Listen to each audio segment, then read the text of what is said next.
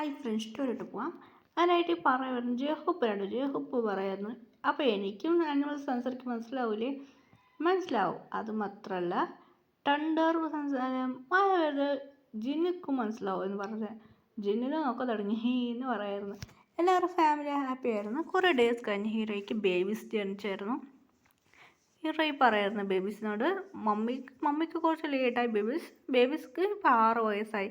എല്ലാ babies 8 babies ഉണ്ട്. ഒരു 7 ബോയ് ബേബി, ഒരു ഗേൾ ബേബി. ഹീറോ പറയുന്നു, നിങ്ങളെ വെച്ച് ഞാൻ എന്താ ചെയ്യാം മമ്മി എന്ന് പറഞ്ഞ്. എല്ലാ 7 ബോയ്സ് ഹീറോമാരെയാണ്, ഗേൾ ഹീറോയിമാരെയാണുള്ളത്. ഹീറോയി പറയുന്നത്, നിങ്ങളെ വെച്ച് ഞാൻ എന്താ ചെയ്യാമെന്ന് ഹീറോയി പറയായിരുന്നു. ഓ മമ്മി അങ്ങനെയൊന്നും പറയണ്ട. അങ്ങനെ സീക്രട്ടായിട്ട് ബേബീസും ഹീറോയിന്മാരെയും അങ്ങനെ അവർ ഓരോന്ന് ജോബ് ചെയ്യുന്നു പറഞ്ഞായിരുന്നു. അവർക്ക് ഓരോന്ന് പവറുണ്ട്. ബേബീസ് പവർ കുട്ടികൾക്ക് ഫീറ്റേഴ്സ്മാർക്ക് എന്ത് പവർ അതേമാതിരി ബേബീസ് പവറാണ് ഉള്ളത്. അങ്ങനെ ഹീറോയി പറഞ്ഞ് ട്രെയിനിങ് 7 പേരോട് കൊടുക്കാൻ പറഞ്ഞു. 7 പേരാണ് ബേബീസ്ക്ക് ട്രെയിനിങ് കൊടുക്കും. അങ്ങനെയായിട്ട് എന്ത് പ്രശ്നം വന്ന് കുട്ടികൾ മാസ്ക് ഇട്ട് ഹെൽപ്പ് ചെയ്യും. മമ്മിക്ക് വഴിയില്ല പറഞ്ഞ് കുട്ടികൾ പോയിട്ട് ഡീലിങ് ചെയ്യും. അതുപോലെ നല്ല ഫേമസ് ആണ് കുട്ടികൾ, നല്ല സോങ് ചെയ്യും. നമുക്ക് ഹീറോയിൻ്റെ ചേട്ടൻ്റെ വൈഫൊക്കെ അവർക്കെല്ലാം കുട്ടികൾ ജനിച്ചു അവർ ഭയങ്കര ഹാപ്പി ആയിരുന്നു.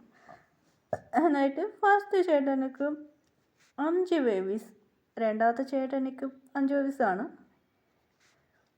മൂന്നാമത്തെ ചേട്ടനിക്കും 5 ബേബീസ്, നാലാമത്തെ ചേട്ടനിക്കും 5 ബേബീസാണ് ഉള്ളത്. ഹീറോയ്ക്കും ഇപ്പോൾ 7 ബേബീസ്. അവർ പറയുന്നത്, നിനക്ക് 7 വയസ്സടി, നമ്മൾക്ക് എന്താടി? അങ്ങനെ ഹീറോയി ശരിക്കായിരുന്നു. ഇങ്ങനെ ഫാമിലിയുടെ ജോലിയായിട്ട് ട്രിപ്പ് പോകാൻ പറയായിരുന്നു. വലിയ പാലസ് പറഞ്ഞ് എത്ര പേർക്ക് വേണം താമസിക്കുക. വലിയ പാലസ് ആണ് ഹീറോയി ഓൾറെഡി ഹീറോയ്ക്ക് കിട്ടിയത്. ഹീറോയ്ക്ക് ഗിഫ്റ്റായിട്ട് ഹീറോയി മേങ്ങിയതാണ്. അങ്ങനെയായിട്ട് ഹീറോയ്ക്ക് അത് മാത്രമല്ല ഹൊറർ ഉണ്ടോ ഇല്ലയെന്ന് കണ്ടുപിടിക്കാനായിട്ട് ഗിഫ്റ്റായിട്ട് ഹീറോയ്ക്ക് കിട്ടി. അതൊരു വീട് ഹീറോയി ഓൾറെഡി ചെറുതായിരിക്കുമ്പോൾ അച്ഛനമ്മ ഓൾറെഡി പാലസ് കെട്ടിയതായിരുന്നു. അത് ഗിഫ്റ്റായിട്ട് ഹീറോയ്ക്ക് കിട്ടിയതാണ്. അങ്ങനെ ഹീറോയിൻ ആ പാലസിലാണ് എല്ലാവരും താമസിക്കുന്നത്. കുറേ ഫാമിലീസ് വരുമെന്ന് ഹീറോയിൻ ഉമ്മയ്ക്കും ഡാഡിക്കും ഒരു ഫ്യൂച്ചർ നോക്കുന്നതുണ്ട്. അതിൻ്റെ മനസ്സിലാക്കിയ കൊണ്ട് അക്സെപ്റ്റ് ചെയ്തതാണ് 7 പേര്. ഹീറോ ജോലിയായിട്ട് ബേബീസിനോട് എൻജോയ് ചെയ്യണം. ഓരോന്നും ഉണ്ടായിരുന്നു. ബേബീസ് ഓടി വന്നു. മോം എന്ന് പറഞ്ഞു, എന്താ പറ്റിടാ?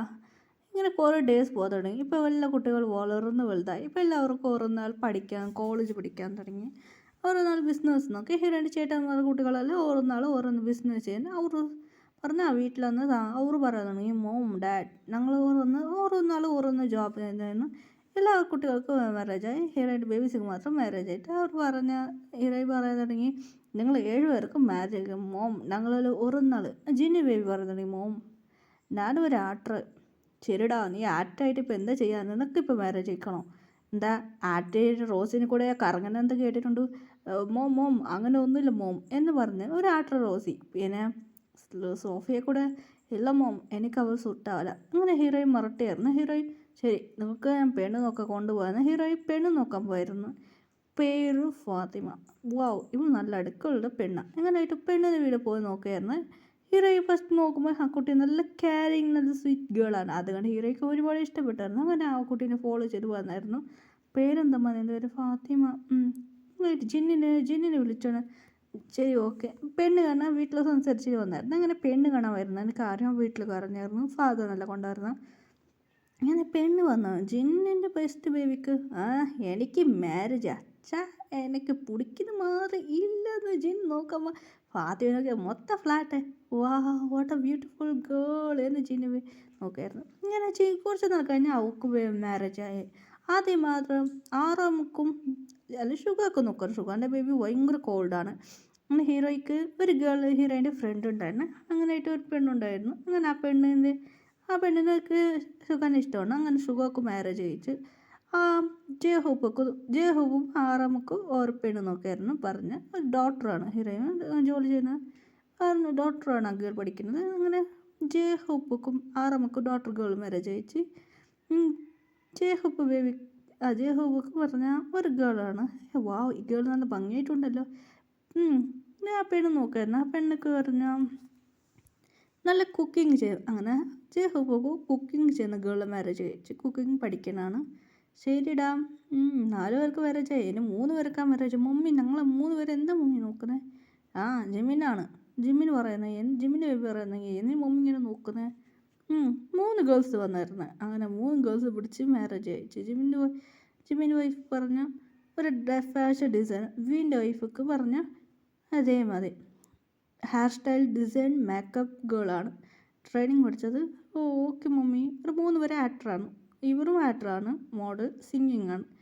എന്നാൽ